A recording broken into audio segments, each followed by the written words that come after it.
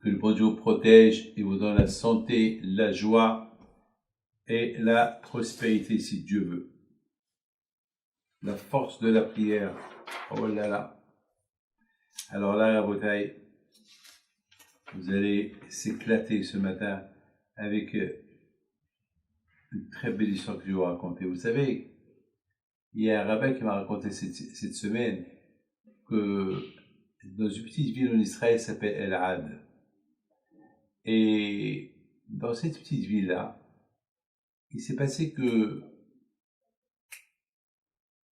il y a là-bas pas mal d'anglais, mais ils n'ont pas de synagogue. Alors, il y avait un petit groupe, des jeunes, ils ont commencé à... Ils avaient un petit terrain, ils ont ramassé de l'argent, mais il n'y avait rien du tout. Ils n'arrivaient pas à ramasser presque, c'est des petits sous, c'est rien du tout, c'est même pas de quoi payer le rabbin. Comment ils vont construire la synagogue? Finalement, il s'est passé une chose magnifique. Ils ont décidé tous les deux, le groupe de la synagogue, d'envoyer deux personnes en Angleterre, puis c'est une synagogue pour les Anglais. Ils ont cru avec les Anglais, ça va y aller. Partir en Angleterre, ramasser de l'argent. Ils sont partis en Angleterre. Ils n'ont rien ramassé. Ils n'ont même pas ramassé de quoi garder les, de quoi payer les frais. Il y avait, on leur donne un pound, 10 dollars, 5 dollars, rien du tout, rien. Ils étaient un peu déçus. Après une semaine, ils ont décidé de retourner. Bon, c'est Hachem qui décide. C'est pas, la synagogue, c'est un lieu d'Hachem. C'est Akadosh Baruch Hu qui décide. Donc, dans l'avion, ils ont dit, bon, on va continuer, jusqu'à que le bon Dieu nous aide un jour. 4 jours plus tard, le rave de la petite caravane, parce ils avaient là-bas une petite caravane, ils reçoivent un coup de téléphone, et c'était un monsieur anglais qui les appelle. J'ai vu un terrain, j'ai vu là-bas une carte, une affiche, que vous voulez construire une synagogue pour les Anglais. Et qu'est-ce qui se passe? D'après la date que j'ai vue là-bas, ça fait déjà quelques années que vous avez pas avancé, ou on n'a pas d'argent. Ah bon? Et combien de gens vous êtes? Ah, on est une centaine. On est tous d'origine d'Angleterre, d'Amérique. On parle tous l'anglais. Voilà. Si Dieu veut, on a été en Angleterre, on n'a pas réussi. Et je voudrais bien rencontrer le responsable. Eh bien, c'est moi le responsable. Je voudrais bien vous voir.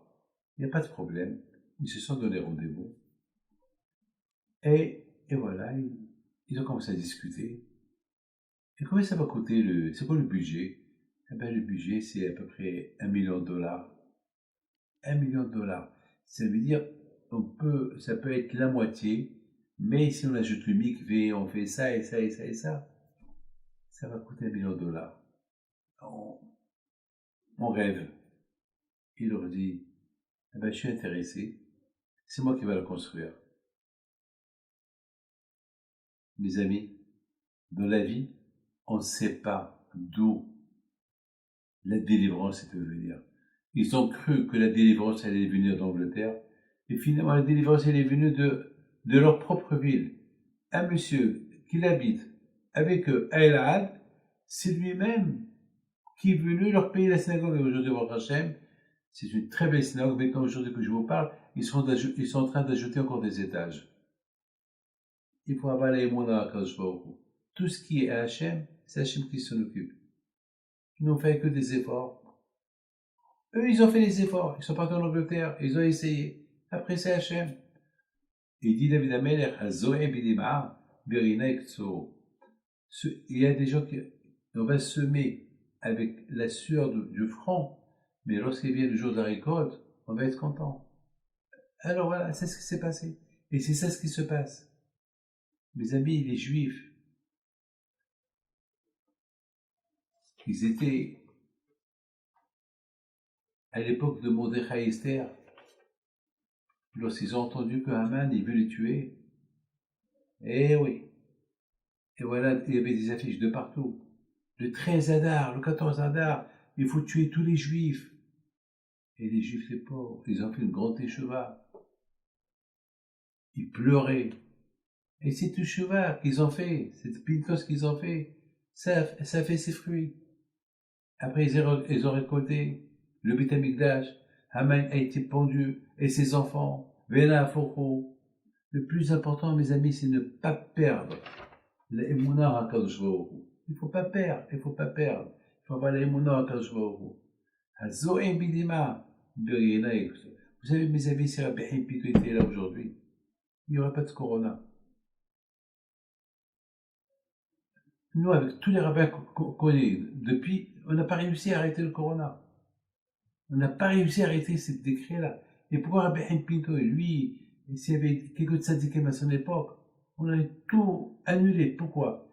Malheureusement, à l'époque de Rabbi Haim Pinto, il n'y avait pas de la shonara, il n'y avait pas la médisance, il y avait le respect. Je me rappelle, j'ai lu une histoire sur Rabbi Haim Pinto le Grand. Ils sont venus, il y avait un rabbin qui est venu ramasser de l'argent. Il a été chez quelqu'un, et ce quelqu'un lui a dit, hé, toi, je ramasse l'argent pour toi, tu es un voleur. Le pauvre rabbin a commencé à pleurer. Il pleurait, il est parti chez Rabbi Haim Pinto, il lui dit, j'ai peur que ce monsieur-là, il me fait un schéma à mauvais nom. Voilà ce qu'il a dit. Et Rabbi Haim Pinto s'est énervé. Il a convoqué le monsieur. Il lui a dit, comme ça tu fais honte à un juif, comme ça tu accuses un juif de voleur. Et Rabbi Haim Pinto l'a puni. Il a dit, il faut que tu le payes la honte. Il faut que tu le payes. Et tu vas sortir avec lui et tu vas lui ramasser l'argent qu'il est de chez les gens. C'est ta punition. Sinon, Hachem va te punir. Et tout de suite, il a demandé pardon au rabbin. Il a demandé pardon à Rabbi Haim Pinto. Il n'y avait pas. Aujourd'hui, malheureusement, combien de médisances, qu'est-ce qu'on entend aujourd'hui? Chacun croit que c'est lui le roi.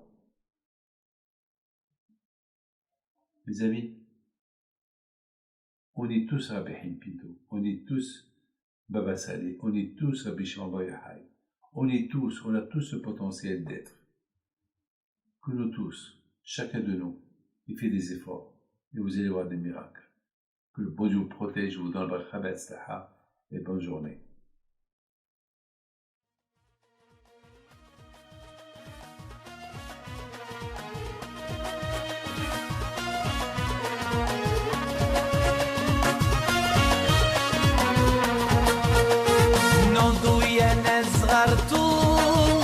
على ربيع حيم بنتو وقف لنا زي